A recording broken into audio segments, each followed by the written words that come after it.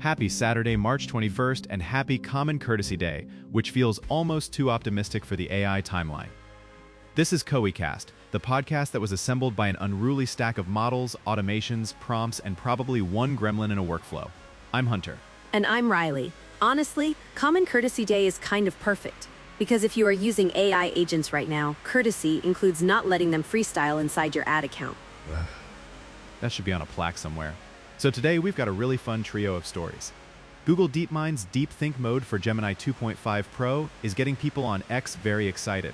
Ollama 0.17 is making OpenClaw easier to run locally, and Typeface is pushing harder into governed marketing orchestration, which, Riles, is basically the whole mood of AI right now. Totally. Smarter models, cheaper local stacks, and enterprise platforms saying, hey babe, what if chaos had permissions? It's like the industry is choosing between brainpower, DIY freedom, and the adult supervision package. That is weirdly accurate. And I think the big question underneath all of it is not which demo looks coolest, it's what actually helps operators ship better work without creating a cleanup crew. Yes, because the internet loves to confuse benchmark flexing with workflow value. Like, congrats on your science fair ribbon. Can it help a real team do planning, QA, reporting, and content ops without hallucinating a strategy deck into the void? Exactly. So let's start with Deep Think. The chatter around Gemini 2.5 Pro is that this reasoning mode is posting stronger coding and multimodal performance with testers. Google says Gemini 2.5 Pro supports text, image, audio, video, and code, and Deep Think is its enhanced reasoning mode, but Deep Think access itself is still more limited than the base model. Wait, say the quiet part. Better reasoning matters when the job has consequences. Media planning, campaign QA, research synthesis, pulling patterns out of messy inputs, checking if a landing page actually matches the offer in the email and the ad. That kind of work. So not just, write me 10 hooks in a sassy tone. Right, a fast model can do that. A reasoning model earns its keep when the task has layers. Like, here's the brief, here's prior campaign performance, here's the product notes, here's legal language, here's the audience nuance. Now tell me what is inconsistent and what we should fix before this ships. I'm with you, but I want to challenge that a little. Better reasoning can still become better wrongness if the inputs are trash. Like, a model can think deeply about a bad spreadsheet and give you premium nonsense. Totally fair. Deep reasoning does not magically create truth. It improves how the model works through the material you give it.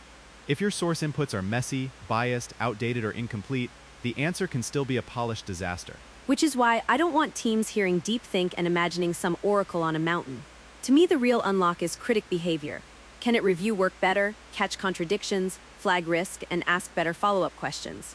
Yes, that's the enterprise move. Not let the model decide the campaign. More like, let the model think harder before it hands a human something. We've talked about that with Nematron and those agent episodes too. The more capable the model gets, the more valuable human judgment becomes, not less. Also, I think people online keep missing that long context is a bigger desk, not a better brain. Google says Gemini 2.5 Pro has a 1 million token context window, with 2 million announced. And that matters if the model can actually reason across the pile instead of just sitting on it. That's such a good way to put it. If I'm vetting a vendor in this moment, I'm asking stuff like, can I control where the model is allowed to act? Can I log decisions? Can I inspect outputs? Can I enforce structured responses? Can I route high-risk cases to humans? And can I test it on my real messy workflow, not their clean demo? Yes, because every vendor demo looks like the model went to finishing school. Then you plug it into your actual brand folder and it meets 12 contradictory docs, 3 product names, and 1 cursed PDF from 2 rebrands ago. Those PDF always wins. It really does. Okay, let's jump to the local side because this one is spicy. Ollama 0.17 adding built-in support to launch OpenClaw workflows locally is a big deal for people who want agent systems without living on cloud API bills. Local AI people are acting like they've been liberated from a very expensive kingdom. In some ways they have. If you can spin up OpenClaw from the command line and run lower cost or local models on your own hardware, that opens up a ton of experimentation. Internal research assistants, lead routing helpers, content prep flows, even browser-based tasks in a more controlled environment. I love the vibe of that. It's very, if I'm already on a Mac or Linux box, let me cook. But I think people are underestimating the ops tax. Local freedom is still infrastructure. It's still maintenance. It's still security. It's still, who updates this when the weird connector breaks at 11 at night? That's the whole thing. The one-click fantasy is never the full story. What does look validated is that recent Ollama releases added a launch flow for OpenClaw, which makes setup easier, but some of the more specific OpenClaw claims floating around, like fallback behavior and browser tooling, can depend on OpenClaw's own current version and configuration, not just Ollama. Thank you. Because every time someone says no API fees, I'm like, okay, but now your ops team is dating a server rack. That relationship can get complicated. The practical sweet spot for local agents is internal work, where privacy, cost control, and experimentation matter more than perfect polish. Stuff like research prep, tagging, enrichment, first-pass drafting, maybe internal knowledge retrieval. Things where if the system hiccups, nobody outside the company sees it. Yes, back office magic. Not, let's have the local agent fully own the product launch microsite while everyone goes to lunch. Exactly. Start where the blast radius is small and be honest about hardware too. Some of the open model chatter gets very dreamy. Sure, there are powerful open models out there, and we've seen that with Nematron and Kimi conversations recently, but your local setup still has limits. Speed, memory, context handling, reliability under load, all of that matters. And security. Sorry, I know it's not sexy, but local does not mean safe by default. If that agent can touch browser sessions, files, credentials, or connected tools, congrats, you've built a very capable little chaos goblin unless permissions are tight. That's not even dramatic, it's true. The practical rule is this. Local is great when you want control, lower recurring cost, and flexibility. Commercial platforms are great when you want support, governance, uptime, and less internal babysitting. And most orgs are going to need both. Hybrid stack supremacy. I keep saying this.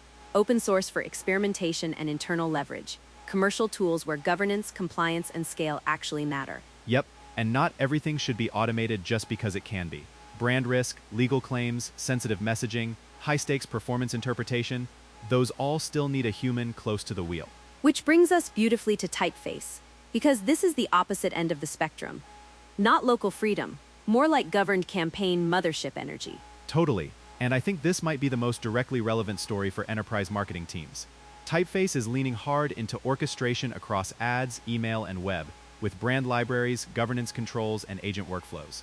I'm being slightly more careful there because those are the channel capabilities and controls Typeface is explicitly talking about right now.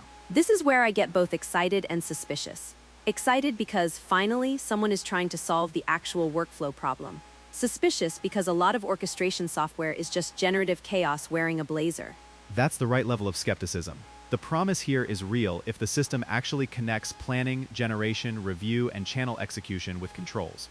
The risk is that you end up with a very expensive dashboard that still needs humans to do all the real thinking. My test is pretty simple. Does it reduce handoff pain? Does it keep brand consistency without making everything feel dead? Does it give me receipts? Can I see what changed, why it changed, and who approved it? That's the test. And can it fit the way the company actually works? Because the future is probably not one giant agent doing everything. It's coordinated systems. One model or agent drafts, another checks, another formats, another routes, human approves where needed. Modular automation, which is very on theme with what we've been talking about this week around Runway, Skyreels, Quark Audio, all of it. Faster tools don't remove taste. They make taste the bottleneck. Yes, that line keeps showing up across every medium. In video, in audio, in language models. As generation gets faster and cheaper, the scarce thing becomes judgment, governance, and creative direction. So if I'm advising an AI positive but not AI naive org, here's my vibe. Use smarter frontier models when the task needs serious reasoning. Use local open stacks for internal experimentation and contained workflows. Use commercial orchestration platforms when the work spans teams, channels, approvals, and compliance. I'm with you, and I'd add one more thing. Don't automate final taste, automate preparation, transformation, QA, and routing.